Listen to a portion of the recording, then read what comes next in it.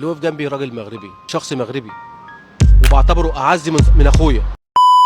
السلام عليكم ورحمة الله تعالى وبركاته. أهلا وسهلا بيك صديقي العزيز. ازيك يا باشا؟ عامل ايه؟ أتمنى تكون بخير. قبل ما ندخل في الحلقة اللي انت تقريبا شفت جزء منها في بداية الفيديو، حابب أتكلم بس على حاجة صغيرة كده ونعمل تنويه صغير. في مصر، في تونس، في الجزائر، في ليبيا، في المغرب، أي بلد، وخصوصا كمان البلاد الأفريقية اللي هي غرب أفريقيا أو وسط أفريقيا، شباب كتير جدا بيسعوا إلى أنهم يهاجروا إلى أوروبا، وللأسف بطريقة غير نظامية، أو الهجرة غير الشرعية، أو ظاهرة الحريم. أنا مش شايف أي سبب في الدنيا يخليك تغامر بحياتك وترمي نفسك في البحر علشان توصل لبلد ممكن توفر لك وظيفة انت مش عارف بعد قد ايه، وممكن فعلا تحظى فيها على حياة فارهة وتحقق اللي انت بتحلم بيه، ولكن انت برضو مش عارف بعد قد ايه. انت مش هتروح هتلاقي البي ام في انتظارك، وتلاقي الفيلا في انتظارك، وتلاقي 5000 او 6000 يورو السالري بتاعك مع نهاية كل شهر في انتظارك. هتتبهدل. الله اعلم الامور بتاعتك هتمشي ازاي، هتوصل ولا مش هتوصل. فمفيش اي حاجة تريسك على قبلها غير انك تكون مؤمن بالله.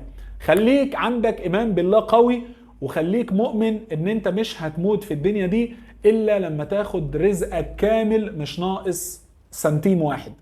وبرضه خليك مؤمن ان انت مهما سعيت في الدنيا ومهما حاولت انك تكتنز وتجمع الفلوس، برضه مش هتاخد اكتر من اللي ربنا كاتبه لك ولو بسنتيم واحد. فخليك مؤمن بالله، اسعى، ودايما خلي حياتك في الحتة اللي هي الآمنة، لأن ربنا سبحانه وتعالى قال ولا تلقوا بأيديكم إلى التهلكة. خلينا بقى ندخل في موضوع الفيديو على طول، ألا وهو شاب مصري سافر إلى أوروبا عن طريق الحريم أو الهجرة غير المنتظمة أو الغير الرسمية فالمهم طبعا واجه صعوبات في الأول، واتسأل في إحدى البرامج اللي بيعملوها في الشارع مين أكتر واحد واقف جنبك. طبعا هو عنده ممكن يكون حد من العيلة، عنده حد من المدينة، عنده حد من الشارع، عنده حد من الحومة. المهم ان اللي بيسافر اوروبا ده دايما بيبقى على علاقة بحد من هناك. تخيل كل الناس دول ما وقفوش جنبه او ما قدموش ليه المساعدة الكافية، والشخص اللي قدم ليه المساعدة الكافية فعلا واللي بيشكره لحد النهاردة هو شخص مغربي. تعالوا نشوفه هو قال ايه عليه. اسال حضرتك سؤال مهم جدا. هو طبعا مين اكتر بيسأله حد وقف جنبك لما جيت فرنسا؟ واحد صاحبك في ولا فرنسا. واحد قريبك ولا واحد من بلدك ولا ناس من جنسيتنا ولا ناس من جنسيات مختلفه؟ بصراحه وقف جنبك قوي هو طبعا بيسأل على كل حاجة، بيقول له مين اللي وقف جنبك؟ هل يا ترى واحد من بلدنا، واحد من جنسية تانية، صاحبك، قريبك، معرفة، الكلام ده كله. هل يا ترى حد من دول وقف جنبك؟ مين هو؟ عشان يوصلك انك النهارده بقيت فاهم في كل حاجه في البلد وعارف تمشي امورك. اللي واقف جنبي راجل مغربي، شخص مغربي.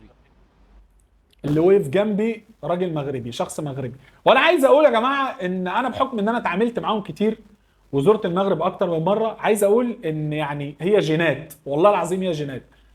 زي ما مثلا بتلاقي الجينات بتاعه الترفيه كده في كل واحد مصري وابن نكته ويقدر يضحكك في اي وقت، زي ما تلاقي برضو المعلم المصري ده عنده شويه كده من الفن، تلاقي واحد مثلا بيغني، واحد بيمثل، واحد بيعمل كذا. زي ما المصريين معروفين ان هم عندهم القراء للقرآن الكريم ممتازين ومتميزين على مستوى العالم، برضو في جينات كده بتميز كل شعب. من ضمن المميزات او من ضمن الجينات اللي بتميز الشعب المغربي ان هو كريم جدا وشهم جدا وجدع. لو انت عرفت واحد مغربي وربنا كرمك بواحد مغربي جدع، تعرف ان انت اتصاحبت على اسد فعلا، زي ما هم بيقولوا سبوعه ورجاله. كمل يا باشا. وبعتبره اعز من اخويا، اللي وقف جنبي وسندني وجاب لي سكن وعمل لي سكن باسمي، وجبت كونترا من الاجانس، وجاب لي كونترا من الاجانس، صديق مغربي. كونترا من اجانس، كونترا دي يا جماعه عقد، عشان المصريين اللي بيتفرجوا علينا ومش عارفين فرنسي انا بترجم لكم. كونترا دي عقد. تخيل ان ده واحد مسافر بلد ما يعرفش فيها اي حد، ما يعرفش فيها طريق للشغل، او يعرف ناس ولكن ما يعرفش فيها طريق للشغل. مفيش مكان ينام فيه، مفيش حد امن له حياته، مفيش حد جاب له شغل. حتى لو هو شغال فبيشتغل في طريقه النوار. مفيش حد ضمنك بجنيه. لو لا قدر الله وانت شغال ومت، خلاص كل سنه وانت طيب، ولا ليك عند صاحب العمل اي حاجه. لو انت شغال وحصل لك اصابه برضه نفس النظام، ولا ليك عند صاحب العمل اي حاجه. لو وقف جنبك يبقى تفضلا منه، لكن قانونا انت مالكش عنده اي مليم. فهو بيقول ان الشخص المغربي وقف جنبي جاب لي سكن وجاب لي عقد من شركه، الكونترا اللي هو بيقول عليه الاجانس دي يعني شركه، واللي هو خلاه يبقى ماشي رسمي، لا بعيدا بقى عن الشرطه ولا الكلام بقى بتاع المشاكل ولا الكلام ده. تخيل ان ده واحد رايح لا ظلام في ظلام، وقف جنبه واحد خلاها كلها ابيض في ابيض. مين الواحد ده؟ هو ده شخص مغربي بيقول لك اعز من اخويا. اعتز بيه وهفضل اعتز بيه لاخر يوم في عمري. يعني انت 3 سنين وعندك كونترا واي دي اف باسمك وسكن باسمك. 3 سنين. الحمد لله، والبركه في الصاحب المغربي. طب اشكره. اشكره، ربنا يبارك له في بنته ويخليها له، واشوفه دايما اسعد الناس. بيقول له الحمد لله والبركه في صاحب المغرب. طبعا انا بحيي الشخص المصري ده، لان هو يعني من الناس اللي فعلا ما نسوش الجميل ولا انكروا الجميل، ودايما هو بيعتز بوقفته. طبعا انا دخلت على الكومنتات لقيت معظم الناس في الكومنتات والله العظيم بيشيدوا اولا بالشخص المغربي اللي خلى الشخص المصري يتكلم عليه بالطريقه دي، وكمان الناس بتشيد بالشخص المصري اللي ما انكرش الخير، وده الحمد لله صفة فينا واحنا معروفين بيها. فالحمد لله رب العالمين اللي بيقرب الشعوب، او الحمد لله يعني الخير في وفي امتي الى يوم يبعثون، الخير في امتي الى يوم يبعثون.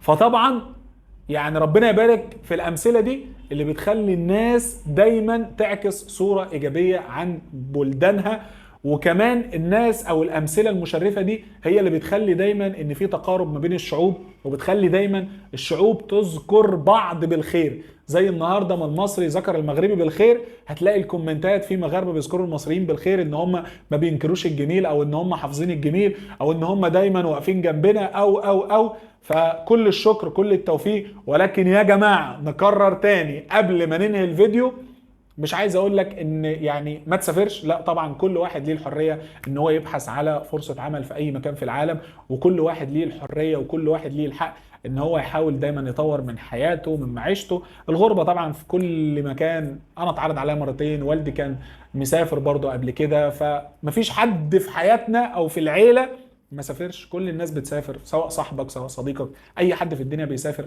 ولكن حاول دايما لما تنوي السفر او تنوي انك تخوض تجربه، وانك يعني مش هقول لك بقى تبعد عن الوطن او تبعد عن لا، تبعد عن ابوك وامك، الاثنين دول. مش هقول لك اخواتك كمان، تبعد عن ابوك وامك. انت لما تبعد هترجع مش هيبقوا بنفس القوة اللي هم كانوا فيها، ولا هم هيكونوا بنفس الهيكل اللي هم كانوا فيه. السنين بتغير حاجات كتير جدا، فانت اغتنم الفرصة.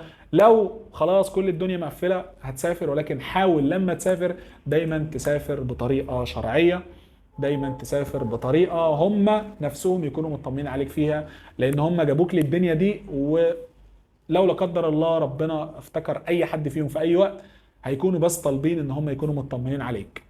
ففكر فيهم يا باشا قبل ما تفكر في نفسك. تحياتي ليك وشكرا جزيلا، ربنا يا رب يرزق كل واحد ما يتمنى ويحقق له اضعاف ما يتمنى. تحياتي ليكم وشكرا جزيلا، والسلام عليكم ورحمة الله تعالى وبركاته.